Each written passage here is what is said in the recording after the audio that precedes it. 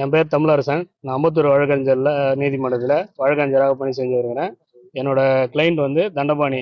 அவர் வந்து 2018 ஒரு 3500 square feet இடம் வந்து திருமலை சோழம்பேட் ரோட்டில் இடம் இருக்கிறதா ரபி ஜெயக்குமாரும் ஜெயகாந்தன் மின்ட் ரமேஷ் ஆகிய 3 பேர் 2 பேர் சேர்ந்து ஒரு இடம் இருக்குதுன்னு சொல்லிட்டு நான் விற்பனைக்கு இருக்குது வாங்க அப்படின்னு சொல்லி கூப்பிட்டாங்க. என் கிளைண்ட்டை கூட்டின்னு போயிட்டு என்ன பண்ணியிருக்காங்க, இடம் காட்டியிருக்காங்க. இடத்தோட விலை நிர்ணயம் வந்து 40 லட்ச ரூபாய் அப்படின்னு சொல்லி நிர்ணயம் பண்ணி என் கிளைண்ட்டுக்கு வந்து அந்த இடத்த வந்து காட்டி 40 லட்ச ரூபாயில் சிறுக சிறுக ஒரு ஃபஸ்ட்டு ஒரு ஜிபே மூலிமா ஒரு சிறுக சிறுக ஒரு 2.5 லட்ச ரூபாவும் மீதி எல்லாமே ஹேண்ட் கேஷாக வாங்கியிருக்காங்க. இந்த இடமானது வந்து ஒரு புறம்போக்கு இடம் அப்படின்னு சொல்லிட்டு அதன் பின்ன தான் எங்கள் கிளைண்ட்டுக்கு தெரிய வருது. இதுக்கிடையில என்ன பண்ணுறான், என் கிளைண்ட் போய் அவங்கள போய் நாடி கேட்குறாரு, இந்த மாதிரி எனக்கு பட்டா வேணும், இபி வாங்கி கொடுங்க அப்படின்னு சொல்லி என் கிளைண்ட் கேட்கும்போது அவங்க என்ன பண்ணுறாங்கன்னா, இந்த மாதிரி எனக்கு தாலுகா ஆஃபீஸில் எங்களுக்கு தெரிஞ்ச ஒரு ஆள் இருக்காரு, அவர் பேர் வந்து ஆவடி குணா, அவர் வந்து உங்களுக்கு பட்டா வாங்கி தருவார், அவரை போய் பார்க்கலாம் வாங்கன்னு சொல்லிட்டு இந்த ஜெயகாந்தன் மின்ட்டு ரமேஷ் இவங்க எல்லாருமே சேர்ந்து கூட்டின்னு போகிறாங்க. அவங்க போயிட்டு அவர் என்ன சொல்கிறாரு, சரி நான் பட்டா உங்களுக்கு வாங்கி தரேன் சார் அப்படின்னு சொல்லிட்டு ஒரு பார்ட் பேமெண்ட்டாக கொடுங்கன்னு சொல்லிட்டு ஒரு நம்பர் கொடுத்துட்டு அந்த நம்பருக்கு ஒரு 50,000 ரூபாய் ஜிபே பண்ண சொல்கிறாரு. அந்த 50,000 ரூபாய் கொடுத்துட்ட பிறகு அவர் என்ன பண்ணுறாரு, ஒரு பட்டா ரெடி பண்ணி எடுத்துன்னு வந்து கொடுக்குறாரு. அந்த பட்டாவை கொடுத்த பிறகு நாங்கள் வந்து என்ன பண்ணுறோன்னா, அந்த தாலுகா ஆஃபீஸில் மெய்த்தன்மை கேட்டு நாங்கள் போகும்போது செக் பண்ணி பார்க்குறோம். அப்போ என்ன ஆகுதுன்னா, அது தாலுகா ஆஃபீஸில் அது பட்டா வந்து ஃபேப்ரிகேட் பட்டா அப்படின்னு வந்து தெரிய வருது.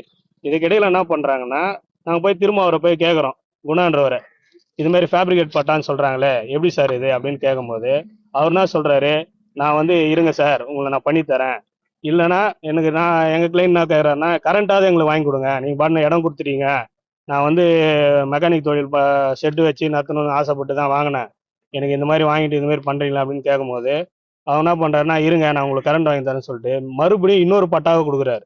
அந்த பட்டாவை வச்சு ஒரு பட்டா ஒன்று ரெடி பண்ணி ஒரு கரண்ட் வாங்கி கொடுத்துட்றாங்க என் கிளைண்ட்டுக்கு. இதுக்கு இடையில என்ன ஆகுதுன்னா, கரண்ட் வாங்கி கொடுத்து அன்னிலேருந்து என் கிளைண்ட் அந்த பொசிஷனில் இருக்காரு, எல்லாமே பண்ணுறாரு. இப்போ இந்த மின்ட் ரமேஷ்ன்றவர் வந்து நாளை இடையில வந்து ஒரு வழக்கு சம்பந்தமாக அவர் வந்து சிறைக்கு செல்ல போயிட்டாரு.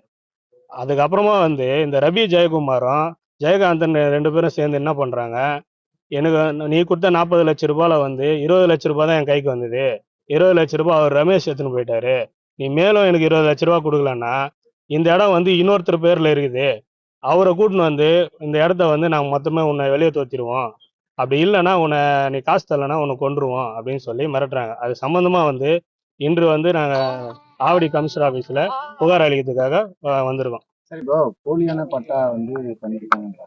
சரிங்க. எந்த மாதிரி பட்டா, அந்த பட்டா காப்பி இருந்தா கொஞ்சம் காட்டுங்க. இது வந்து முதல்ல கொடுத்த பட்டா சார், 2010 கொடுக்குறாங்க. இதுக்குதான் நம்ம மெய்த்தன்மை கேட்கறோம். இதுதான் வந்து போலின்னு சொல்லி தாலுகா ஆபீஸ்ல இருந்து இது பண்ணிடுறாங்க. அதன் பிறகு அவங்கள நாடும் போது மறுபடியும் இந்த பட்டா கொடுக்குறாரு. இதை வச்சுதாங்க நான் எங்களுக்கு கரண்ட் வாங்கி கொடுக்குறாங்க. போலி டாக்குமெண்ட் வச்சு ஒரு டாக்குமெண்ட் ஒன்று ரெடி பண்ணி எங்களுக்கு கரண்ட் வாங்கி கொடுக்குறாரு. இதுக்கிடையில வந்து அந்த ரபி ஜெயக்குமார் மேல ஏற்கனவே சிசிபில ஒரு 3 வழக்கு இருக்குது. அது இல்லாம கோயம்புத்தூர்ல வழக்கு பதிவுப்பட்டிருக்கு. மேற்படி நிறைய இடத்துல அவர் இந்த மாதிரி ஃபேப்ரிகேட் வேலை பார்த்து நிறைய பேரை ஏமாத்தி வர்றதுனால அவர் மீது தக்க நடவடிக்கை எடுக்குமாறு என் கிளைண்ட் சார்பா அட்வொகேட் சார்பா நாங்கள் கேட்டுக்கொள்கிறோம். கமிஷனர் கிட்ட நாங்கள் வேண்டி கேட்டுக்கொள்கிறோம்.